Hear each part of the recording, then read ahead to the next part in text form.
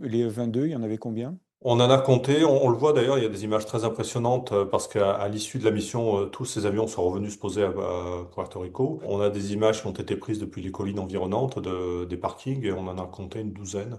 Et alors donc ces F-22 qui venaient directement du territoire américain, ont fait des ravitaillements au vol. Oui, oui, bien sûr. Donc ça veut dire qu'il y avait aussi des avions ravitailleurs dans le dispositif? Toujours, je te mets au défi de me citer une opération aérienne récente sans ravitailleur en vol, hein. Aujourd'hui, c'est un prérequis. Les ravitailleurs, les équipages d'ailleurs, portent sur eux un très joli patch qui dit No gaz, no war.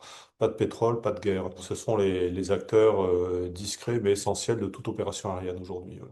Quand le pilote d'un F-22 comme ça qui a décollé de la banlieue de Washington et qui est à destination donc du Venezuela, ça fait beaucoup d'heures de vol, ça fait au moins un ou deux ravitaillements en vol qui demandent quand même une grosse concentration. Est-ce qu'il a encore toutes ses capacités au moment d'attaquer? On l'espère pour lui. Le ravitaillement en vol, c'est une opération extrêmement courante aujourd'hui. Je dis pas qu'elle est facile, mais elle est pratiquée très très régulièrement.